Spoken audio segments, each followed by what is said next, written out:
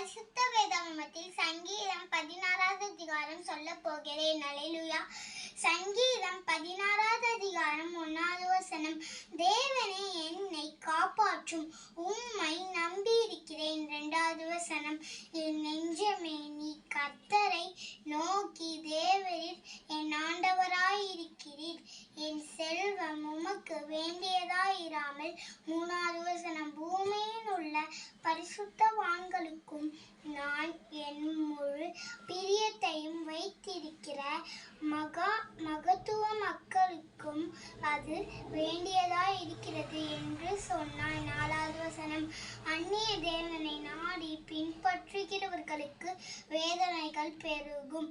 அவர்கள் செலுத்துகிற இரத்த பான பலிகளை நான் செலுத்த மாட்டேன். அவர்கள் நாமங்களை என் உதடுகளினால் உச்சரிக்கவும் மாட்டேன். 5வது வசனம்.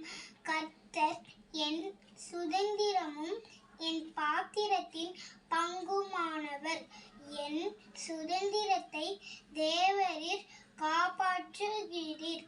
6வது வசனம். நேர்த்தியான இடங்களில் எனக்கு பங்கு கிடைத்தது.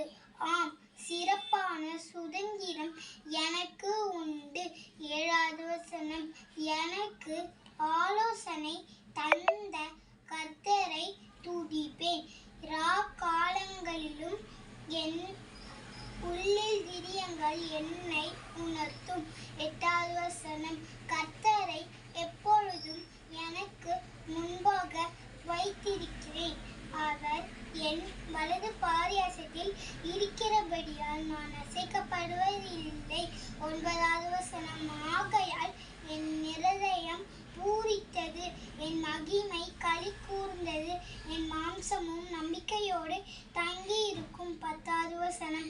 என் ஆத்துமாவை பாதாளத்தில் விட்டீர், உம்முடைய பரிசுத்தவானை அழிவை காணவிட்டீர். 11வது வசனம். ஜீவ மார்க்கத்தை எனக்கு தெரியப்படுத்துவீர். உம்முடைய சமூகத்தில் பரிபூரண ஆனந்தமும் உம்முடைய வலது பாரியாசத்தில் நித்திய பேரின்பமும் உண்டு. ஆமென்.